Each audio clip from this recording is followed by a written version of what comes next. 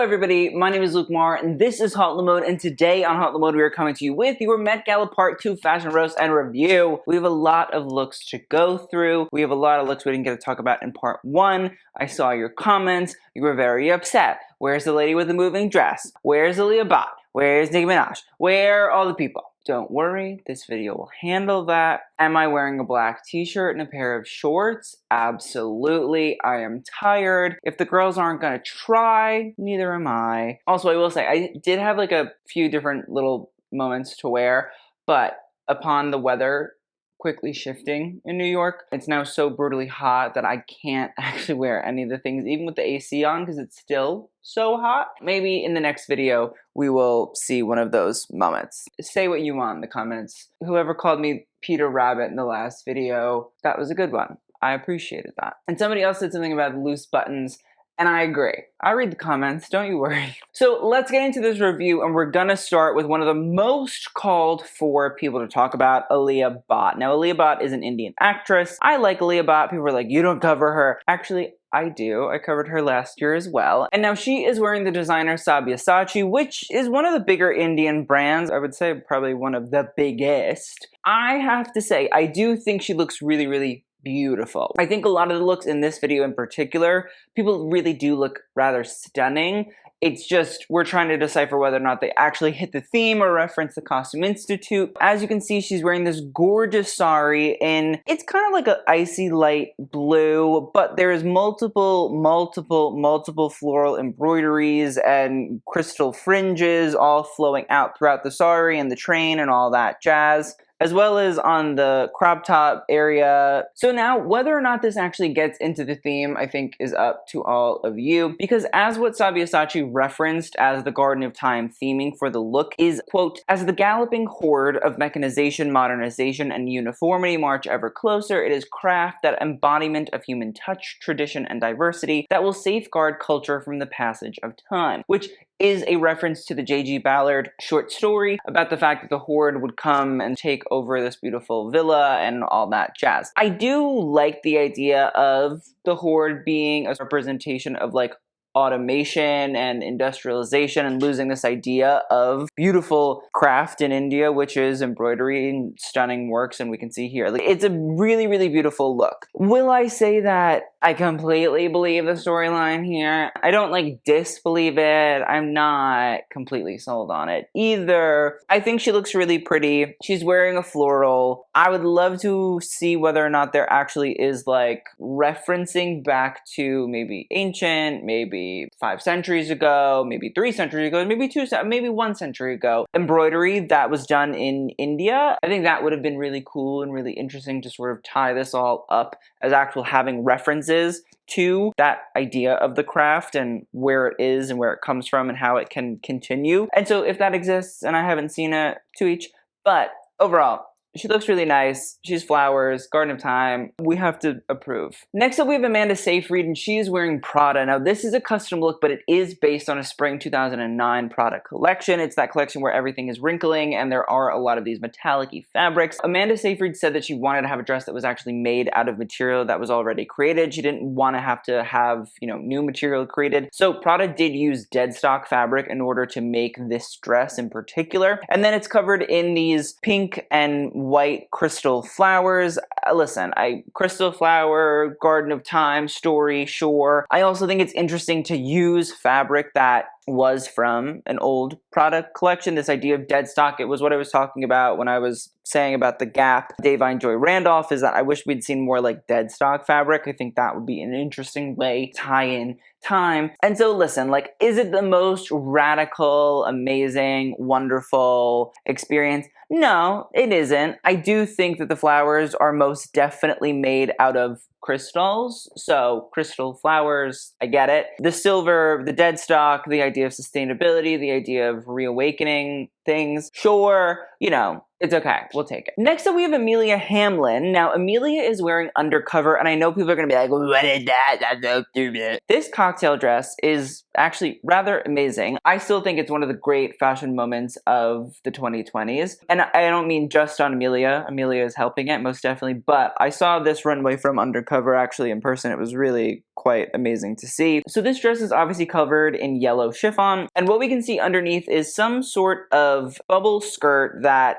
has a clear coating, but what we can see underneath is obviously this dress is a yellow cocktail dress, but there is this sort of extended skirt that sits over top of it, and inside of this plastic skirt is a bunch of purple roses. There are stems, there are leaves, there are the purple roses, and those purple roses are encased in this plastic for what seems like forever. Now I know people are gonna be like, this is stupid, but not only is the flower element there, this idea of capturing something in time in the plastic never really breaks down. Like, sure, I get that. But what I will also say is on the cover of the Sleeping Beauties book, because they do a catalog of the exhibit every year, is a similar dress by Undercover from the same collection. And in the actual exhibit, they feature one of these dresses. It was really, really nice to see. I like the fact that Amelia is actually wearing a dress that is featured in the exhibit. I think it's smart. I think it makes sense. I also think it's a cool dress in general, this idea of trapping and this idea of garden being there. It's just stuck in time. It will never sort of change. Yeah,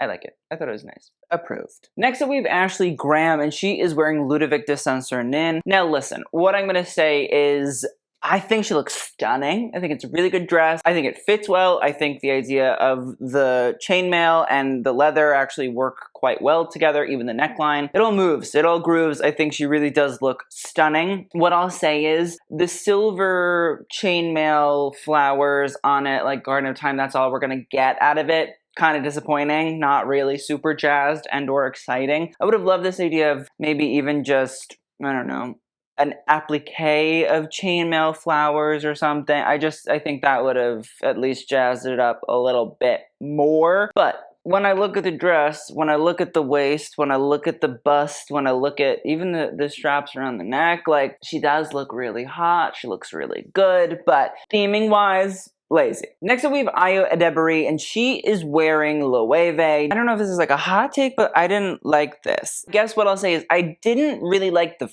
fit of the dress. The concept is fine. I think it works. I think this idea of like the white bleach kind of flowers in a guipure lace at the top of the neck and then slowly moves down and around right below the waist. We start to see the colors subtly come back, and then as we hit around the knee, they just flood into full color. I get it. I think with like the Dan Levy thing when we saw from the Loewe look in the first video, it all makes sense, and I understand it in the Garden of Time and all that sort of stuff, and I don't completely hate the concept. Again, I think it's a little bit it's much more, I would say, on concept than a lot of people. Something about the fit of the dress from the front, I don't really understand, because like if we can see right where the bust line is on the side, sort of juts out like that. And I don't think the waist really does much justice either. Again, I understand that like it's a lace applique over top. There's something about the dress that I think is tough, especially for like a young person, to make it feel young. I can't tell if it's because it's floral or it's the white, or I don't know what it is, but something about it makes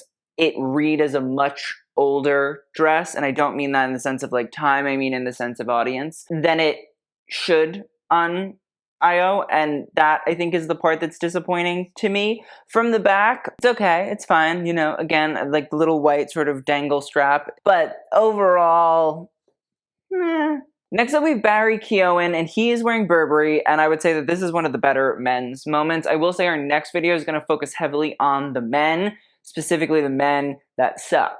So get ready for that one. But Barry's not in that camp. I love this three-piece suit in brown velvet. Love the neck, the little shirt, the wrap, the jabot. It's a really cool, really cool reference. We should start to bring them back. I was gonna say that the neck area was probably late 19th century, so late 1800s. I don't think it is. I actually think it's very, very early 1800s, like around 1800, maybe into like the 1820s, maybe into the 1840s at most, but like around the 18 to 1820 mark. Again, menswear experts, I apologize in advance if I'm not totally correct, but I like that neckline. I think it's interesting. I think it's cool. Bow that flows out from the top of that shirt is frayed, so like time, deterioration, it's really subtle, but I'm gonna take it. I do wish a little bit more of the suit was frayed, to be completely honest. If I'm being nitpicky and annoying, I think it just would have added just a tiny little bit. But Burberry is a menswear brand of the dapper aristocracy of the UK originally, so I do think that Barry sort of laying into that really early Burberry sort of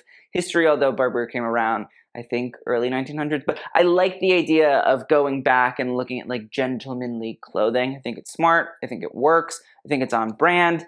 Good moment for Barry, good moment for Burberry. I would have liked to see more of that. All right, next up, Brie Larson. Okay, so this one's really, really hard because like, as soon as I saw it, I thought, oh girl, no.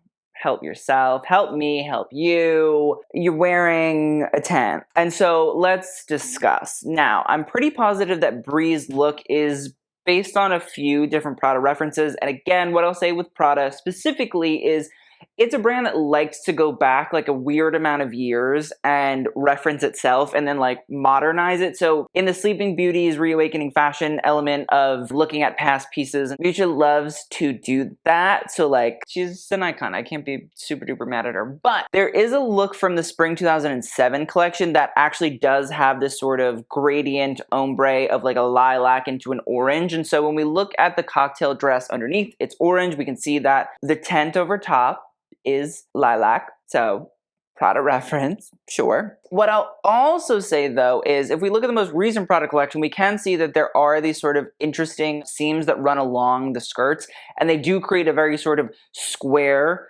silhouette. And I don't just mean that in the sense of like they look like little squares, but rather like they fall almost like rectangles. I think that's also maybe possibly something to do with it. But when I really, really look at it, I'm pretty positive Brie and Prada were sort of looking at her almost as like an hourglass of sorts. And I say that because when we look at the fact that this dress does sort of create that little hourglass shape, yeah, time. If you look at the embellishments on this dress, when they hit the waist, they start to get really, really sort of thick. And then as they get down to the waist, it's almost like they're sitting on top of each other and then they just abruptly stop. And I kind of wondered if that was almost like the sand in an hourglass moving down underneath and in the middle section, the waist of an hourglass. Listen, I'm trying here. I'm trying to help. I will say, if you're like, listen, she looks dumb, I'm not going to tell you that. I disagree completely. What I will say is, you know, I want to try to find something to understand it. And I do think that Prada's always very heady. It's thinking ahead,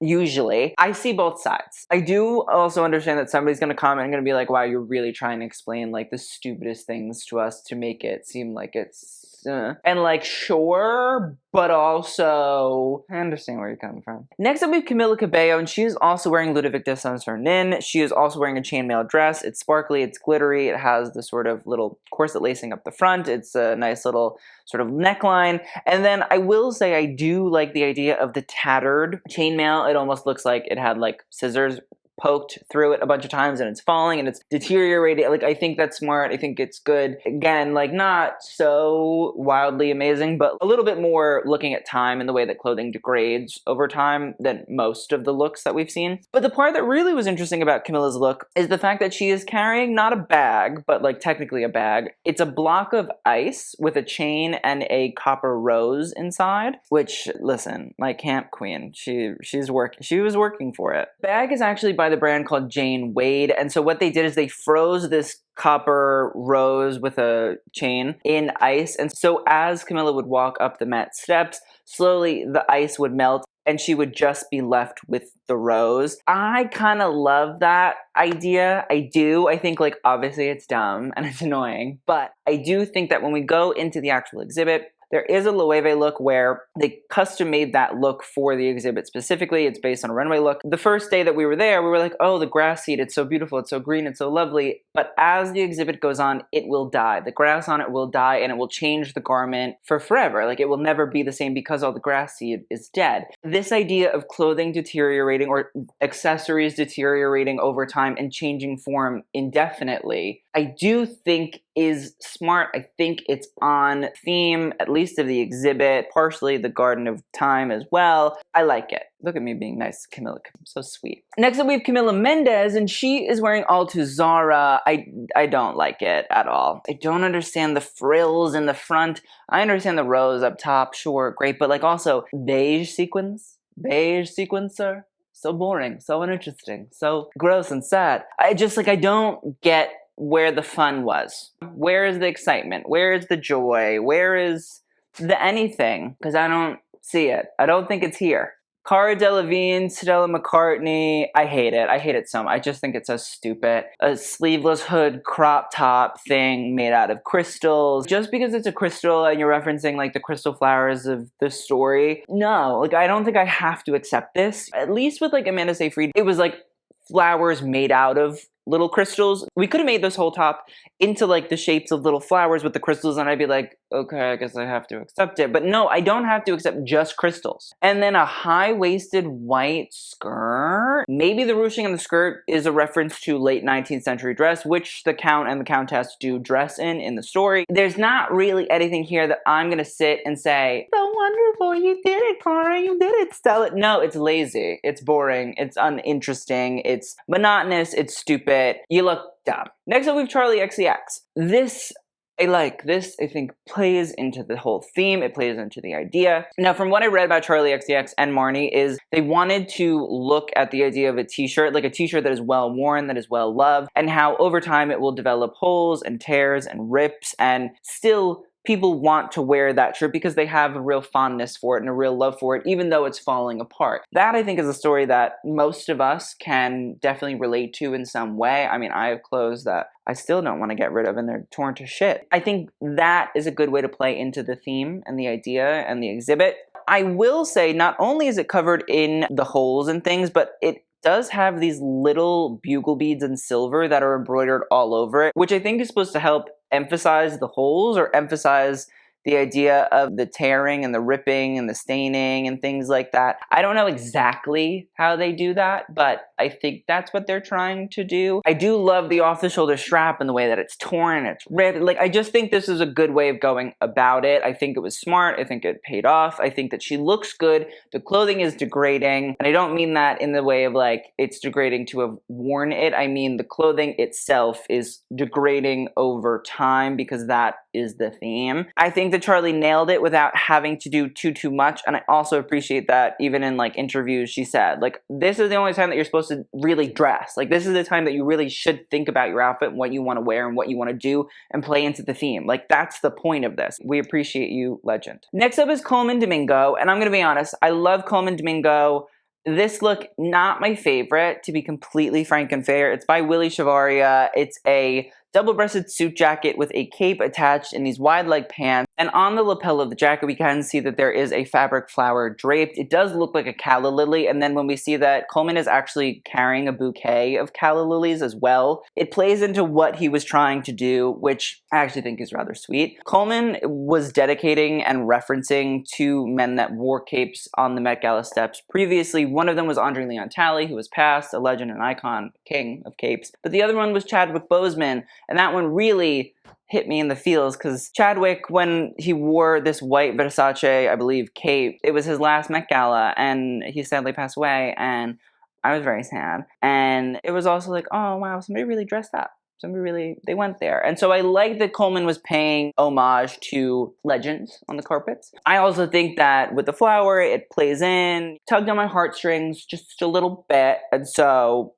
I will accept Coleman in this moment. Next up we have Demi Moore, and she is wearing Harris Reed, and this is actually a dress fully made out of wallpaper. And I always say this when I talk about this Harris Reed collection in particular. Never should a designer be happy their clothing is being compared to wallpaper, except in this moment. This dress is actually a collaboration with Fremantle, which is a very upscale wallpaper maker. They worked with Harris Reed to create this really stunning, beautiful, exaggerated hip wing-like floral style. It is rather sweet and lovely. These beautiful pink flowers just dance around the dress. The silhouette is kind of crazy. And as for little spikes, I don't really know what that has to do with anything, but really interesting, and it does look really exciting, and it's a cool shape, and it's different for Demi Moore. I think that it perfectly frames the face. Do I think that the Garden of Time and things like that is really incorporated? No. I think there's a flower on it, and so, like, we can approve it, I guess. I will say, in the actual exhibit, it was interesting to see that there were a lot of designers whose work had unconventional materials, unconventional techniques, unconventional everything, in how they put together these garments,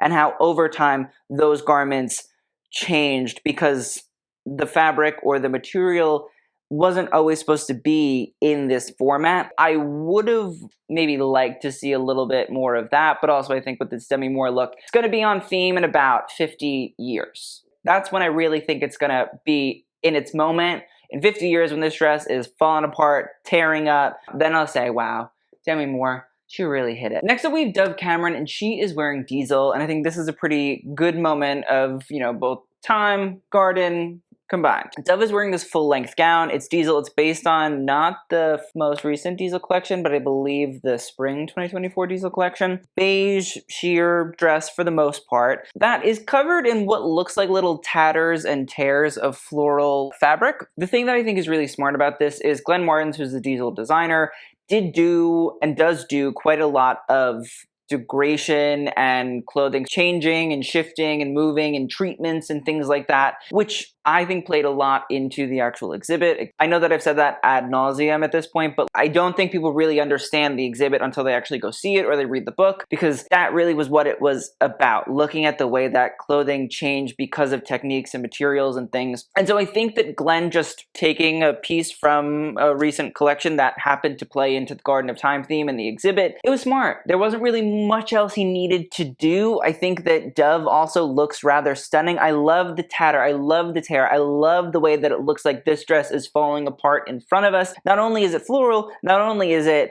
ripped to shit, it just looks chic. It fits the vibe and the aesthetic of a gala and a gown. This is good. It's easy. It's understandable. I get it. I like it. Proud. Next up, we have Dwayne Wade and Gabrielle Union, and they are wearing Michael Kors. Let's talk about Dwayne first. The purple suit. Okay. The shirt. Interesting. Any other red carpet, I'd be like, oh, I really like this on Dwayne. I think this is really interesting. I think it fits him well. I think it makes sense. In this context, Dwayne, blah, boring, uninteresting, not proud, not happy. You're better than this. I know you, not personally, but I know that you normally can dress a lot more intriguingly. Now, as for Gabrielle Union, this fully ombre scale dress is stunning. It's beautiful. It's gorgeous. It looks amazing on her. Like, it fits her phenomenally. The white into the green into the light blue, like it flows so well. Any other event, I'd be like, ah, best dress. The mermaid theme, the idea of like her being a fish, you know, glub glub and all that. I don't know how much it plays into the Garden of Time. What I will say is, from what I read, the Michael Kors team and Gabrielle said that they wanted to look maybe more at water rather than just like the garden element, because water is integral to some gardens, not all gardens, but to some. And what I will also say is, again, in the exhibit of Sleeping Beauties,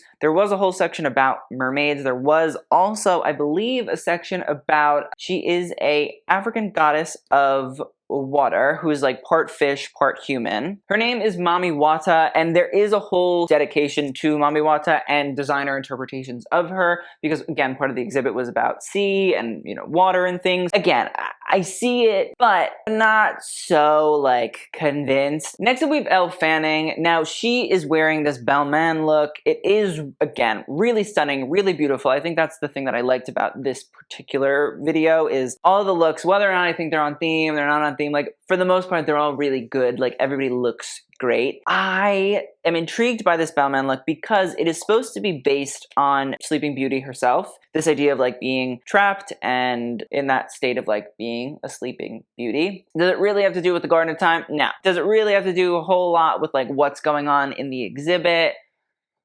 I'm not really sure. Do I think it's a great dress?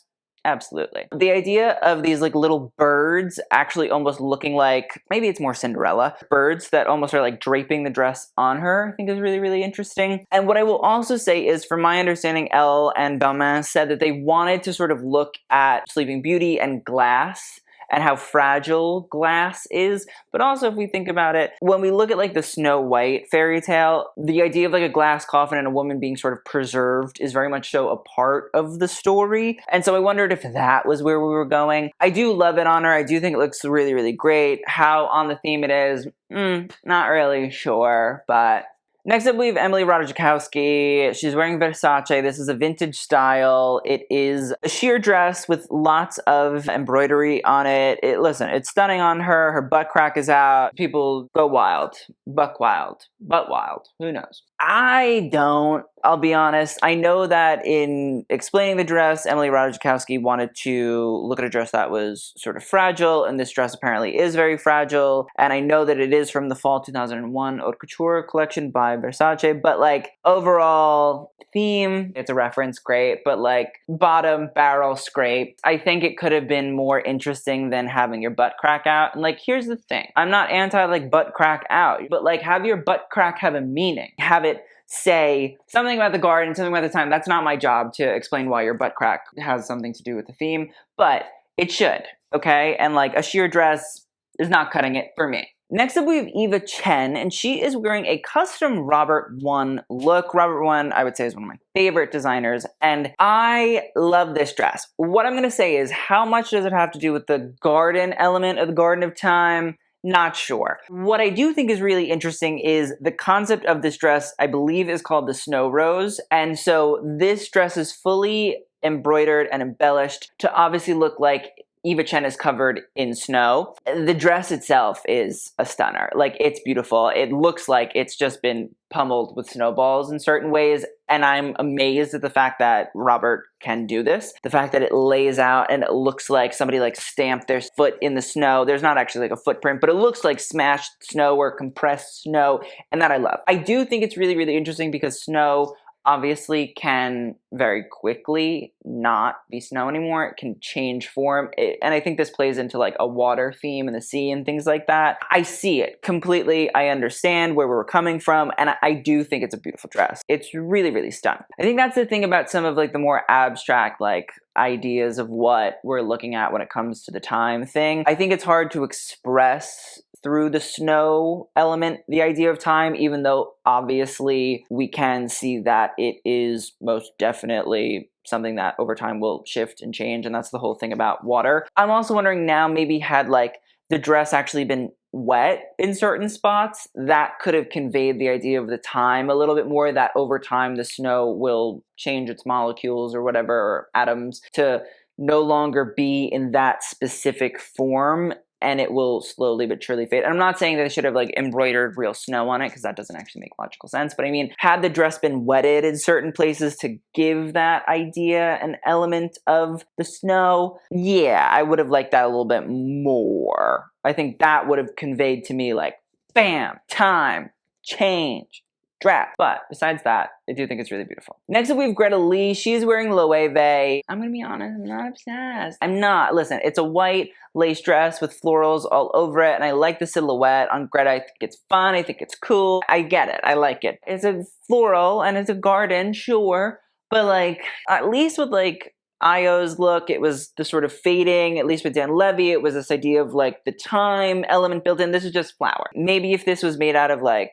ancient lace or something, I could get into it a little bit more. Like, it looks nice on her. I appreciate the silhouette. I appreciate the flowers, but I want more. I do. Sorry. I do. That's how I feel. Next up, we have Gwendolyn Christie. She is wearing Margiela. And listen, again, like, it's a beautiful dress. I really like it. I love this horsehair cape. It's a reference to V&A. Go watch our Margiela video if you really need an explainer of, like, most of these Margiela looks and why they are what they are. And Gwendolyn Christie is great, and she carries it off, and I love to see her. She's doing her thing. That velvet dress is stunning. I believe Tabby Shoe is also cool. But Garden of Time, theme, me. Understanding, seeing. No, I don't. I'm sorry. I really don't. I don't get it. I don't see it. And I want to get it and I want to see it because I love her. I think she's a star. I think she's amazing. I think she's wonderful. But I'm not seeing the theming going on here. At least with Ashley, because they were both like two of the co-hosts of The Carpet.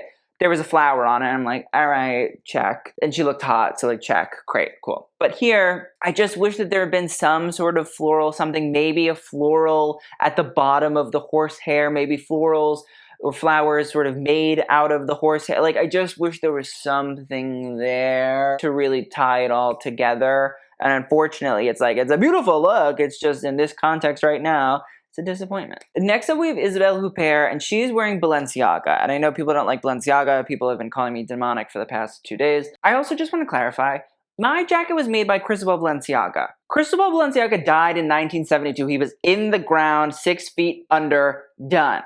Okay? My jacket was made in the 60s. For everybody being like, pedophile. No, I'm not. I'm actually very much so not. Because it was made before the whole scandal. So you sound dumb when you open your mouth like that. Or use your fingers to type stupid shit. I should, what, not wear a piece of fashion history?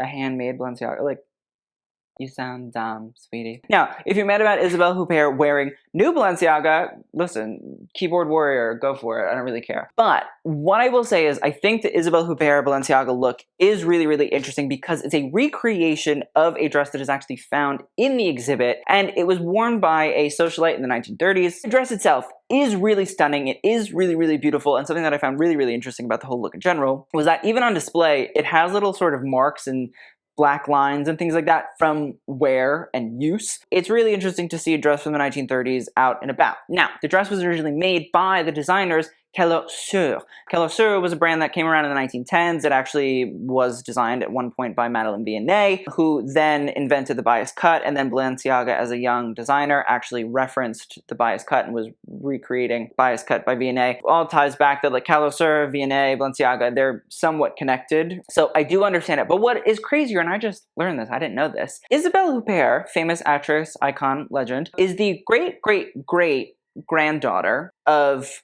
one of the Keoghan sisters, because sir in French means sisters, and it was 3 sisters. I believe it was like Renee and Marguerite and another one, and I forgot her name and I apologize. But those 3 sisters started that brand. And Isabelle Huppert is a descendant of one of the sisters, which like makes you fashion royalty in my opinion. You're related. You got that blood flowing through your veins. And so I thought that this was really, really cool, and I thought it was good that Balenciaga recreated it. I thought it was smart that Isabelle wanted to reference something that was actually in the exhibit. It looks very similar, even down to like, see those curved seams on the train? You can see a lot of those seams in the actual train. I think it's a smart idea. I thought it was a smart way to call back to her own history, the Garden of Time, you know, time, ancestry, things like that. Like, you know, if you could do that because you have that relation, I think that's smart. And also you're wearing a look from the actual exhibit, so gotta approve. Next up we have Janelle Monáe. She is wearing Vera Wang. This is a custom look, and it's based on the crystal flowers from the Garden of Time by J.G. Ballard. We can see that there's a big crystal-like flower sitting on her neck, and also 1 or 2 that are sitting on the actual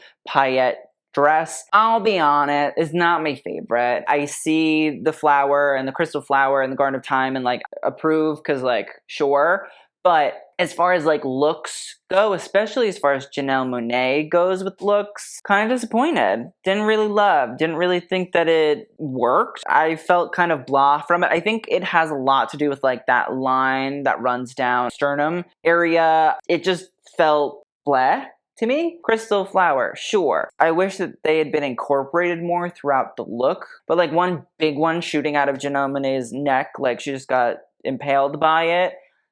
Next up we have Jessica Biel. She is wearing whatever this is. She looks really pretty. How on theme is she? Not at all. So like, Jessica, that's great. Really happy that you look nice. Not really happy that I have to look at you not on theme. Kind of sucks. kind of annoying, kind of a waste of time. Like, you couldn't have got Tamara Ralph to, I don't know, make those feathers into a bunch of flowers. That wasn't possible. That wasn't a conversation we could have had. We could have discussed it whatsoever.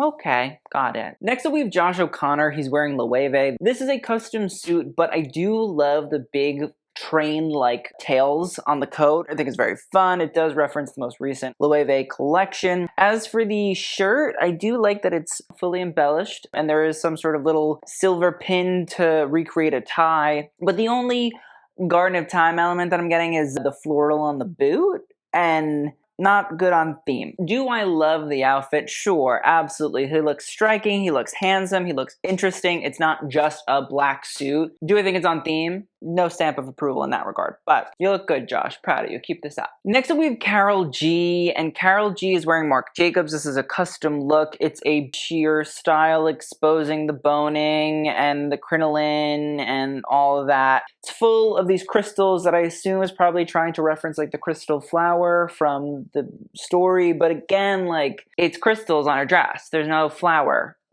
And then Carol G was like, I love fairies. And I was like, well, that's good. They love to listen to your music. But what I don't think is good is the outfit. There's nothing to it. Like, yes, you can say historical silhouette, blah, blah, blah, blah, blah. Great, great, great. No, I don't care. There's just nothing here that really speaks to that. Just kind of sucks. Like, it's uninteresting, it's boring. I also don't really think it's a super attractive look either, unfortunately. There's just nada. And again, I think the thing with Marc Jacobs in particular is like, he's a designer that likes to reference past decades, and I felt like it would have been a little bit more interesting to do something along those lines and incorporate flowers and florals and all that. This, yikes. Next up, we have Kiki Palmer, and she is also wearing Marc Jacobs. This is a custom look. What I think is better about this Marc Jacobs moment is at least you have this idea of like deterioration. We can see on Kiki's skirt that there are little rips and tears. We can even see the fraying of the fabric underneath. Like, I think that at least lets me get into time, degradation, the way that things decompose. Like, there's something there to it. And when we look at the actual exhibit as well, there are a lot of dresses and a lot of pieces that do have the holes and the strips and the rips and the tears and the fraying. And so, like, I will take this. I also think it's a really lovely dress on her. I think it looks really beautiful. I like the arm wrap detail. I think there's ways of going about it where you can do it and kind of get away with it without it being too heavy on the floral or too heavy on the time. And it still looks nice. Like, she looks pretty. I think she's referencing the exhibit, maybe not the Garden of Time theme, but it's good. I'll take it. It's okay. Let's move on. Next up, we have Kylie Minogue. Again, this idea of like fabric degradation, of decay. This is a Diesel look, and like Dove Cameron, who we were talking about earlier, Glenn Martins from Diesel likes to do this. And so this is a dress that is based on a runway look, but it's almost like certain patches of this denim-inspired moment have been sort of stripped, and so they expose the body underneath. If you look at like old denim from the 1800s, from the early 1900s, you'll see that there's a lot of degradation, even though denim is a really sturdy material. So I assume that that's what Glenn was sort of looking at, is the way that clothing and things can sort of change and shift over time. I also feel like it's probably a reference to Martin Margiela. Glenn is Belgian, Margiela was Belgian, and I think the Belgians like to reference the gals. I think it's smart. I think it was a good way of like not having to go too far out for Glenn and Diesel, and Kylie in this case, what they've been doing, and still keeping on theme. This idea of time is there. This idea of clothing changing over time is there. It's still crystally. It's still pretty. It's still a full gown. Like, I think that Diesel did it very, very smartly this year. Next up, we have Lauren Sanchez. Now, if you don't know Lauren Sanchez, she is the wife and or soon-to-be wife of Jeff Bezos. She is wearing Oscar de la Renta, and listen, as far as theme goes, scraping, bottom, barrel, agree. It's a rose flower on a big, black, beautiful dress. What I will say is she does look really, really good. I love this dress, and anywhere else I'd be like, oh, Miss Lauren is taking it today. She is winning. And I do think that like, okay, flower, fine, approve. But what I also really, really love about the dress, again, the fit is phenomenal. That hourglass waist is stunning on her. It looks good. The skirt is bountiful. It's beautiful. And then on top of it, not just the fit, not just the silhouette, all of that, these are all pieces of glass that are embroidered or, you know, sewn on to this skirt, and they create almost like a broken glass rose. And so you can see different areas of it. The flower emerges and materializes. And like, if you're gonna do a flower for a Garden of Time thing, at least make it interesting, at least make it something that we haven't really seen before, new and fun and chic. And I think that she's done it. Simple, not really forward thinking, but does she look good? Yeah. Is she on theme? Technically. Can I deny any of these things? No. Next up we have Lily James. She's wearing Erdem. So here's the thing about Lily. Like, obviously it has black flowers on it. Great. Theme, approved, sure, wonderful. Do I think that Lily should have done something a little bit more interesting? Yeah, again, this is what I mean. Like, you look at the Lauren Sanchez one and you say, oh, this is a cool way of looking at a flower and doing something different that we really haven't seen. Embroidering black flowers on Lily James at like odd little places, I've seen it. I'm not really interested by it. It doesn't really do anything for me. I know that the explanation was that Erdem's most recent collection was based on the legendary Maria Callas, who was an operatic singer. Carmen's Habanero, like, that's Maria Callas. And I love Maria Callas, so like nothing about Maria, but the whole theme for the dress was that, as Maria Callas would have deserved and did deserve, people throwing flowers on stage to her was what the reference was. As they say, you're so full of shit, the toilet is jealous. I don't believe it. I think they just were like, oh, we gotta do flowers. And my issue with Erdem too is like, Erdem's a floral brand. Like, that's what Erdem does. And he does it very well. And that's what we could come up with? I don't know. I expect more from the floral girls. You know what I mean? Like, if floral is your go-to thing, it's something that you do every single season and you do it usually very well, I would expect a little bit revolution, a little bit of excitement, a little bit of interest and intrigue, because this, flat. Next up we have Little Sims, and she is wearing Burberry. This is a custom look. It's a trench coat, so like Burberry history, okay. And there are florals across different elements, so there are little floral embroideries on the sleeves, on bottom panels of the coat, and I do think that the fringe element is coming off of the embroidery, and it's almost like it's flowing out, and the pieces of the fringe have yet to be cut from the embroidery. Will I say that I'm like obsessed with it? No, I'm not. Will I say that like sure, garden, flower theme, okay? Yeah, I wish there was maybe a little bit deconstruction in it. I don't know what exactly it would have been, but I feel like with a trench coat in particular, like garbadine is the material that was very much so really important to keeping water and wicking water away from trench coats. Maybe making a trench coat not out of garbadine, but that over time had like slowly been destroyed and corroded by moisture and by wetness and things like that, I think would have been cool. It would have been time. It would have been on theme. A floral on a trench coat. Am I jazzed about it? No. Do I think she looks nice? Sure, but jazzed? No. Next up, we have Michelle Yeoh. She is wearing Balenciaga. Listen, if you want to shit on this Balenciaga in particular, be my guest. Aluminum foil, tin can, disinteresting, chic. Yeah, listen, like, she's beautiful. I love Michelle Yeoh. Don't get it twisted. I really do enjoy. She is mother. But what I will say is, like, theme, no. I know the Balenciaga was like, oh, well, it's based on like a 1950s dress. Stop. Just say we don't care. I would appreciate that more. Be a little bit more upfront and honest. We'll talk about Nicole Kidman's Balenciaga moment in a bit, but like, they just should have done that. I think that would have been smarter, would have been chicer, would have been more interesting. Reference old Balenciaga. That's all I really want nowadays, because like, I don't need the tinfoil brigade to be coming through. Okay, next up we have Mindy Kaling. She's wearing Gaurav Gupta, the Indian designer. Listen, she looks beautiful. I love this dress. I love Gaurav's very signature sort of draping style, these little micro pleats, like the fit of the actual dress on her, the way that it curves and sort of shapes the waist, and then the big sort of flowing floofs that come out from, you know, the back and the shoulders. Gorgeous, stunning. We look at the back of the dress. It's lovely. It's wonderful. Even the color, I think, is like a pretty solid color and works really, really well on Mindy. She's done everything right. What I'm going to say on the theme is, the team at Gaurav was like, oh, this is a melting rose or a melting flower, and in the back you can see the flower melting. Bullshit. You're lying. You know you're lying. With respect, I respect you, you respect me, we respect each other. Come on. cut me a break. Everybody else, sure. What I'm gonna say is, even though I think that that's a bullshit explanation, I do think the look is really lovely. If you look at the back, sure. If you wanna look for a flower in your Rorschach test, be my guest. I'm gonna say, listen, do I think the theme is theming? Barely, by a thread, by a hair?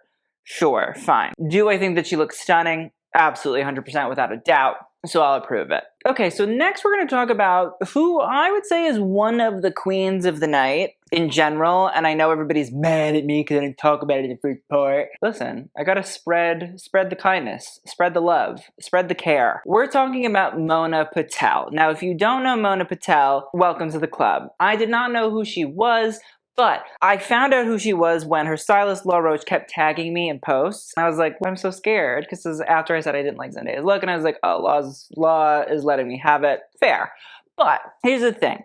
He kept trying to tag Mona, whose Instagram handle is Hot Mona, and was tagging me, and I was like, wow, I literally have never felt like I've looked so beautiful in my entire life, and I never will. And that's because Mona and me spiritually through her, because now I feel like I am also Hot Mona. Hot Lamona. That's me. I'm Hot Lamona. She's just Hot Mona. We are wearing Iris Van Herpen. I love this dress. Not only is it just sort of a beautiful construction dress in terms of there's this gorgeous lace, you have these lovely sort of fitted styles, you have the lace panels that sort of shape the body, of course, you have this little high-low in the front slit, which I think works, and then the back of the dress is its own sort of trumpet of beauty. It's stunning, it's gorgeous, it's wonderful. But the thing is, I know people are gonna be like, well, the dress isn't really on theme. That's fine, totally fine, doesn't really matter. What is on theme is the armband glove things, which is fine because they move, they are mechanic, they are robotic, and they, as flowers,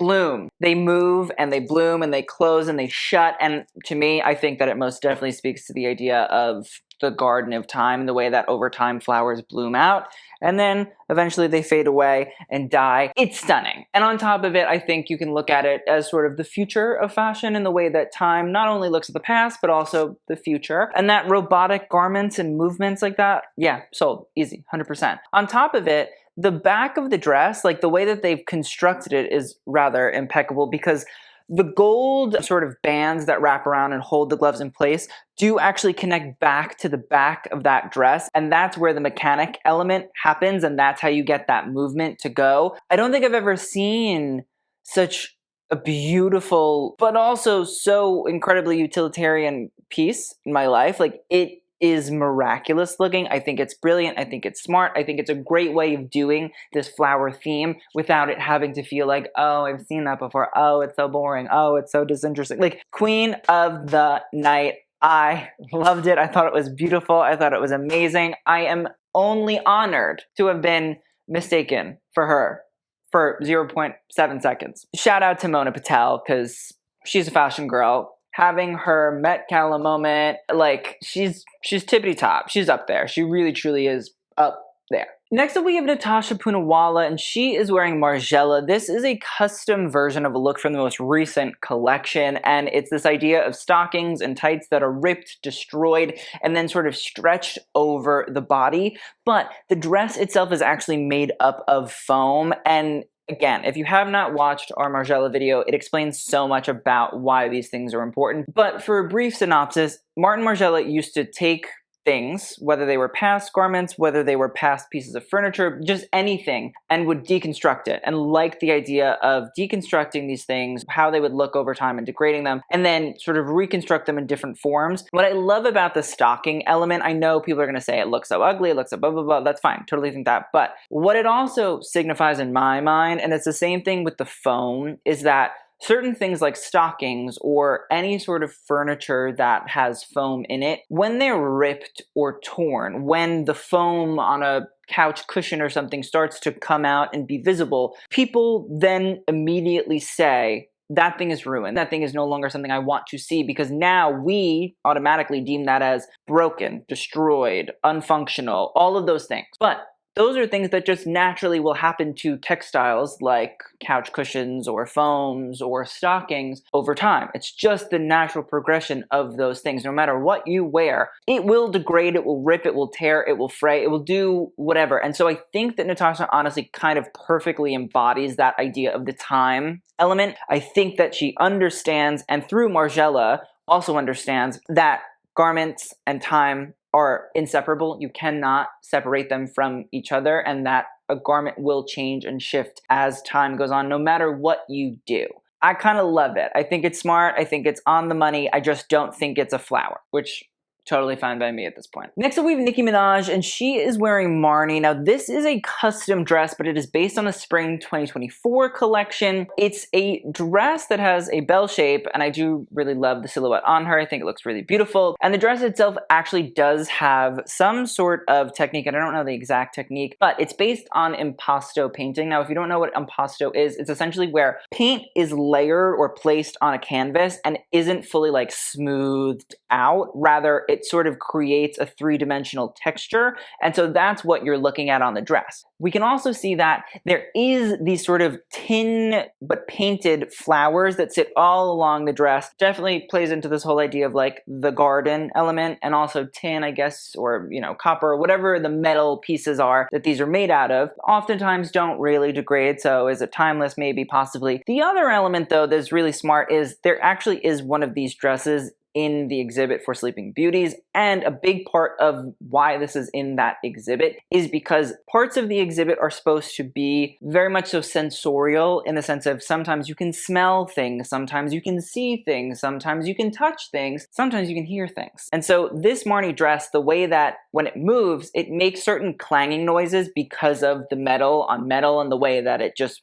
operates. But because when we're looking at it in a museum, you don't see it move. You don't hear it move. And even a lot of the times during the fashion shows, you might not hear the movement. You might not hear the clanging because we're looking at pictures, or there's sound or music over top. And so you lose this idea of that. So technically Nicki is very much so on theme, not only in the garden thing, but also referencing the actual exhibit and the way that it's meant to be interactive. Next up, we have Nicole Kidman, and she is wearing Balenciaga, and this is a custom creation, but it is based on a Balenciaga look from 1951. I'm pretty positive that it's inspired by flamenco and Cristobal Balenciaga's being Spanish and Spanish heritage. What I'll also say is I do think that Balenciaga recently has been smart about looking at the archive and the haute couture element, because that's the thing that people, since the scandal, really, I think, say, oh, like Cristobal Balenciaga must be rolling in his grave. And I wouldn't totally disagree whatsoever. And so I think it's smart in that regard to do sort of regal, glamour, beauty, construction, quality. Listen, do I think that it's super garden? No. Do I think the time element of like a reference?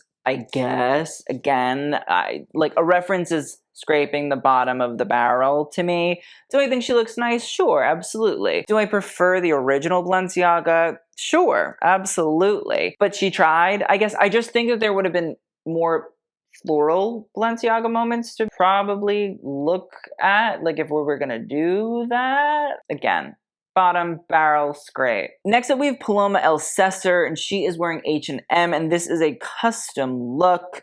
Hate the skirt. I'll be honest, I really hate the skirt. But I do find the sort of bodice piece really, really interesting, because yes, it does have calla lilies that are sort of jutting out of it in a silver, but the piece underneath to me looks like either a stone or a metal statue that is weathered and worn. And when I look at it and I think about it, I realize that so little of these looks really sort of figured out the fact that the Count and the Countess from The Garden of Time by J.G. Ballard turned into stone. Like they eventually, at the end of the story, just become stone figures.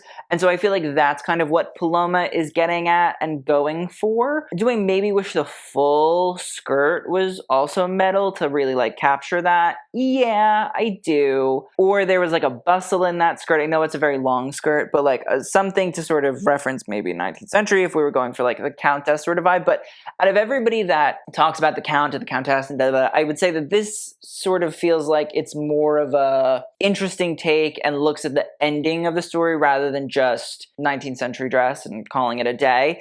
Again, hate the skirt. I do think she's very on theme though, so we appreciate Paloma. Next up, we have Quanah Chasing Horse, and what I'm going to say is, listen, without a doubt, she looks stunned. This dress is beautiful, it's gorgeous, it's ethereal, it's amazing, it's immaculate, and it's by H&M, which is kind of shocking to me. Now, this dress apparently is based on an H&M dress from their archives, which when I read that, I was like, archives, H&M.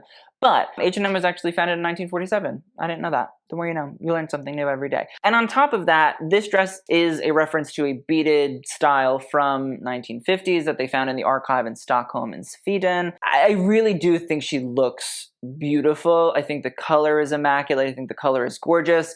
Now, Quanah also said that the sort of waist belt that is embroidered with the floral on it, which gives you the Garden of Time, is a reference to the Alaskan forget-me-not, which is a flower that is very, very rare. And she was saying that she's only found 5 to 10 forget-me-nots in her life growing up in Alaska. And it's something that is very sort of rare. You don't see that often. Again, garden, like, I get it. I see it. I think she looks absolutely gorgeous. And so, like, I'm very much so enjoying that. I'm gonna try to think not that much about the theme part. Next up, we have Rebecca Ferguson, who's wearing Thom Browne. Now, this is the look after she took off the cape. We have a video.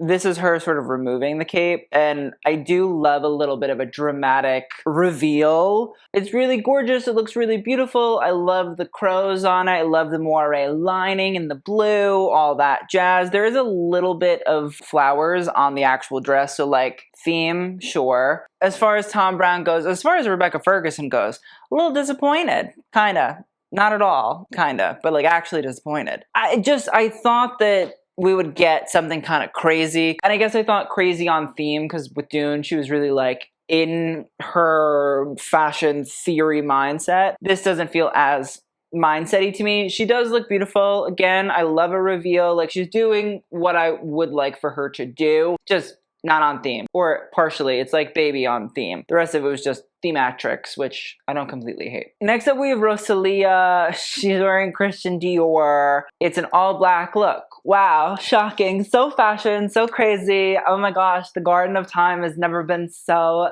thoroughly thoughtful. Now, Rosalia also, this is a crazy one. She said that she wanted to be inspired by the idea of Sleeping Beauty and the sleep part where when you close your eyes, it all goes black. I don't want to be rude, but are you stupid? Like, please. Enough of the buffoonery. Just say, I don't care. Say, I don't care. Say, I don't think about themes. Say, it's uninteresting to me. Say, whatever, I wanted to wear a black look. Just say that. I don't need the, like, I need to figure out an idea. Because, like, then you guys sound like you all failed basic literature. It just, like, no. Oh, Sleeping Beauty, I fell asleep. That's why my look is black. No, stop.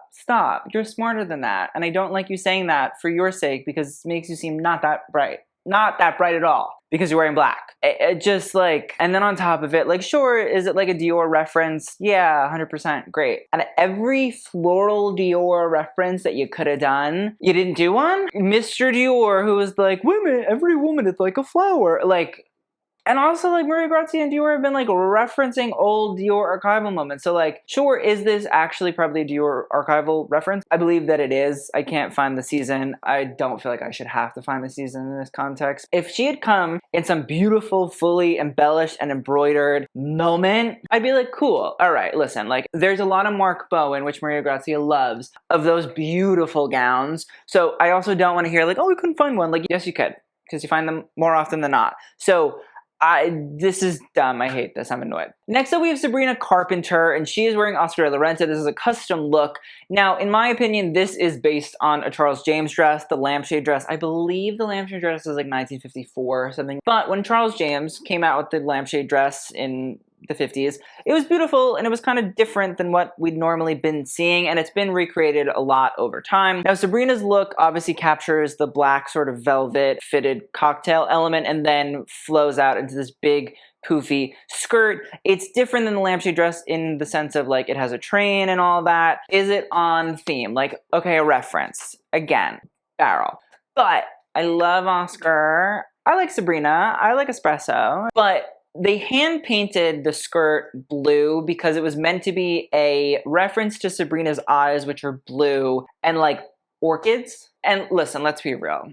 I can't relate because I'm not stupid. Enough. I don't know. Like, she should have been covered in coffee beans at this point. Like, something else. I need her to figure out a time reference or a garden reference more so. Listen, she does look beautiful. I like the idea of the hand-painted silk. Like, I like all of this and anything else. And at any other event, I would have enjoyed. But next up, we have Sarah Jessica Parker and Andy Cohen. Andy Cohen is wearing Berluti. Andy Cohen really should be in the I hate men that wear boring black suits thing. And also, Andy, you are a homosexual. Better expected. What I'll also say, though, Sarah Jessica Parker is wearing Richard Quinn, and, like, it's okay. Richard is a big fan of florals, and this idea of, like, the lace and crystal flower, I guess we can get into, like, crystals and flowers and stuff. So, sure. Yeah, okay. But I don't know. I also don't really understand why everybody wanted to do beige with the crystal flowers for the most part. It's fine, like, it's on theme. Crystal flowers, sure. Silhouette, sure. I like the hat. I just wasn't obsessed. Which, with Sarah Jessica Parker, normally I'm a little bit more excited about what she wears, and this just feels a little not up to her particular standards. So, I'm good. Next up, Serena Williams, Ferrero Rocher, Couture, Balenciaga. Nicole Kidman wore this on runway. I don't understand it. I don't know why Serena let them do that to her. I really don't like that at all. My queen, no. It's bad. It's egregious. It's actually kind of horrible that is a thing that's really happening, and that, again, like, she let them do that. You know what I mean? Like, I can't even blame Balenciaga for all of this anymore at this point, because, like, Serena, no. No. I don't want to hear it. If anybody should have showed up in, like, a grass dress, Serena Williams, the queen of tennis lawn. No grass dress? I don't know. Grass has been very good to you in your career, madam. Not understanding. Next up, we have Wisdom Kaye. If you don't know Wisdom Kaye is, in my opinion, the most stylish man in the world. He's also a lovely human being that I'm very much so obsessed with. If I wish anybody in the world well, it is Wisdom. And Wisdom responds to that often with giving us some of the most wonderful menswear moments in the world. So Wisdom is wearing Robert I, who's the designer we're talking about with Eva Chen. This is from the most recent Robert I Haute Couture collection. And as we can see, this look is full of holes, and I think that it's a great reference to time. Not only are the holes a reference to time in the way that fabric will degrade, and the fact that this coat has an amazing train, but also is, like, singed and burnt at the bottom. I do think that it has to do a lot with the theme. I do really like the idea of, well, fire isn't always something that is a part of, like, fashion conservation when it comes to the Sleeping Beauties exhibit. Smoke is something that is very much so a part of it, and there was a lot of elements of the sense of smell in the exhibit too. This whole collection, and a lot of Robert's recent haute couture collections, have been about the fact that garments can be ruined or can be made imperfect, but kind of loving those imperfections, and this idea of, you know, a designer sort of, I don't know, maybe working in their atelier and smoking a cigarette, and the cigarette accidentally falls and burns the dress. That idea of being into that degradation and what could happen to a garment just with time, with anything, and how that can be kind of beautiful. So I loved it. I thought it was gorgeous. I love the collar, the fact that it's singed. I love the cuffs. I love the hat. Like, Wisdom just is one of the fashion influencers that really understands fashion. He looks gorgeous. He looks interesting. He looks memorable. He looks exciting. He's into the theme. Like, this man should be invited to all of the Met Galas. Thank you. End of story. Have a nice day. Appreciate you, King. And the last person we'll talk about in our looks for this part 2 review, Zoe Saldana, Chloe. No, this is a dress off the runway. And listen, what I'm going to say is I love Chemina Kamali. I think she's a great designer. Love the Chloe return. Very excited about it. This was not the time to pull out the Chloe belt that says Chloe on it. You know what I mean? This was the time to pull out a floral reference from the Chloe archives. This, not cutting it. This sucks. This is not good. I'm so sorry to Zoe. Thank you. So that is the end of our part 2 fashion roast and review. I hope you all enjoyed. I will see you guys for part 3. We're looking at all the men's looks and being mean to men. Buckle up. Part 4, I think, also will just be being mean to people that really just truly did not care about the theme whatsoever. So see you all soon. Thank you so much for watching, and TTYL.